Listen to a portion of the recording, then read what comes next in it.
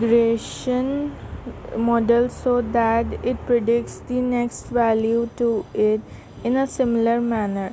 In this case, the data set of 35 days is divided in a ratio of 2:1 for training and testing, respectively. In this case, the model is first trained on the 10-day data and then gets evaluated for rest of the 5 days.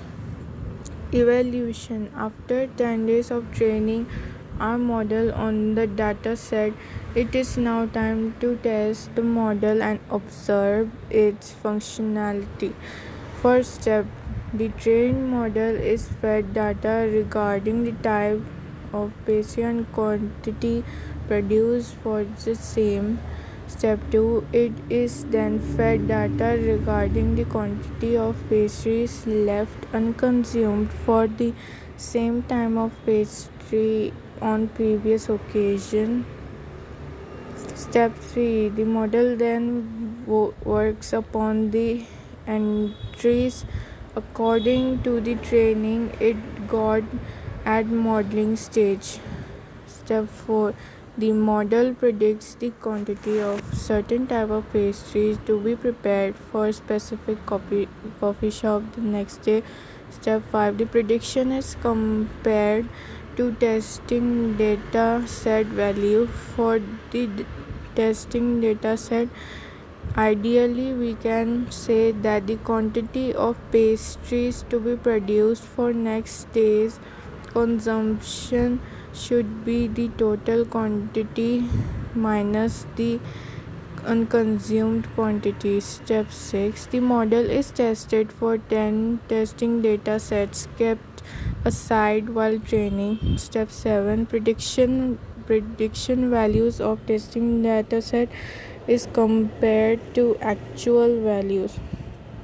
Step 8: if the prediction value is the same or almost similar to the actual value, the model is said to be accurate.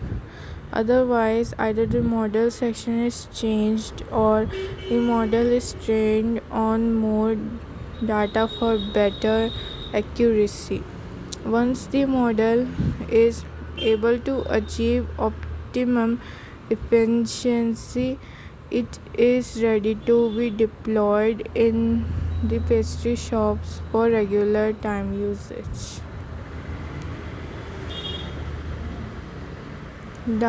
Data collection: based on the data requirements, the data collection will be done.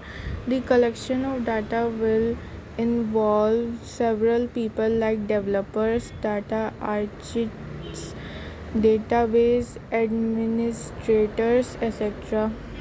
In this stage, links have to be established with people and sources, and methods have to be found for extracting the required data from these sources. Sources of data: data exists everywhere, but occasionally we find it challenging to find the source of data. Several organizations feel that they need to gather their data in order to avail the benefits of AI.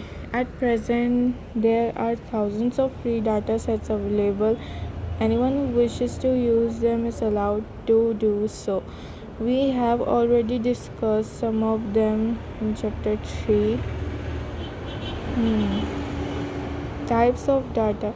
Basic classification. At the basic level, data can be classified into two broad categories: numerical data and textual data. Numerical data involves the use of numbers. This data is all this is the data in which we can perform mathematical operations such as addition, subtraction, multiplication, etc. Textual data is mixed up of characters and numbers, but we cannot perform calculation on these numbers, for example, Mickey, Donald, grapes, AD 430s, ET, etc. Structural classification. Classification of data can also be done on the basic structure. Data for any source and in any form has a definite structure.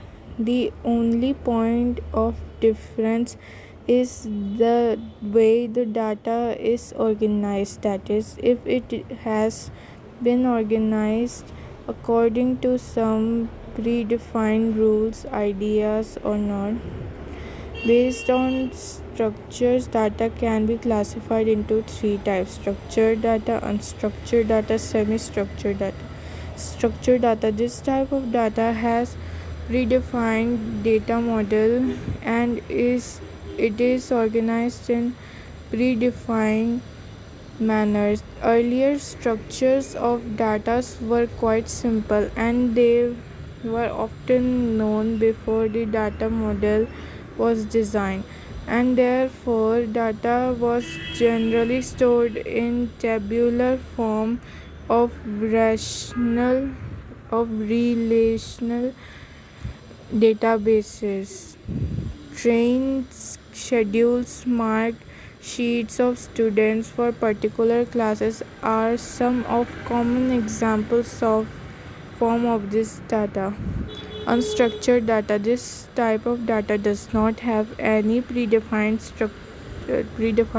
structure. It can take any form. Most of the data in world exists in this form. Videos, audios, presentations, email, documents, etc. are the best examples of unstructured data. Semi-structured data: this type of data has structure that has the qualities of both structured as well as unstructured data. This data is not originalized logically.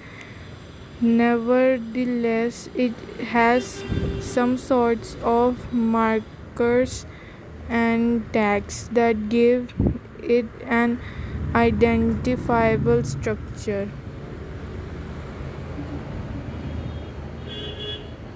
Data formats used in data science. In the case of data science, data is typically stored in the tables.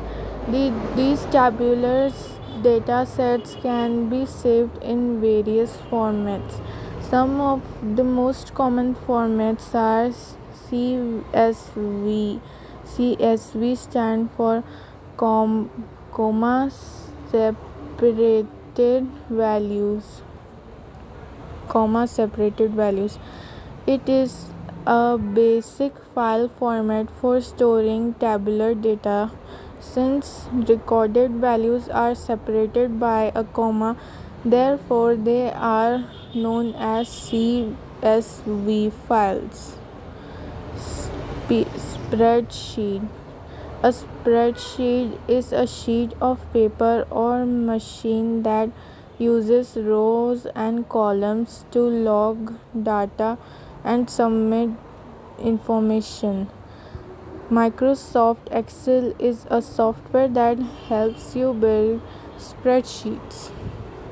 SQL is defined as structured query language programming language.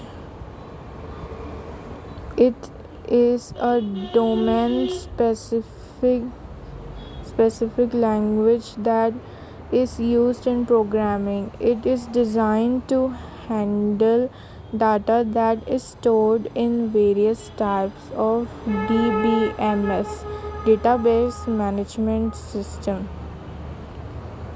Data access: after data has been collected and curated, it must be used for programming purposes. We must be able to access it using Python. Python packages, as we discussed, can help in accessing structured data and make this data more presentable and understandable. First step is to learn how to improve them into one environment. We can do so in Python in several ways. Ajit. Firstly, we defined an alias as empty to math to library math. We can use different function for the math library by making a reference of it with help of alias aliases empty dot function. In another way, we can import the entire namespace in math. That is, we can directly use factorial without having to mention math. Following is the list of some Python libraries useful in scientific computation and data analysis.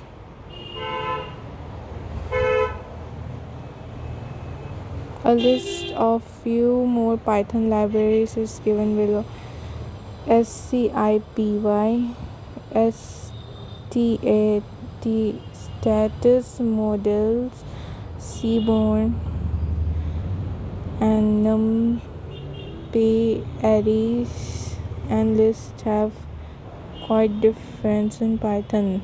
Some of them are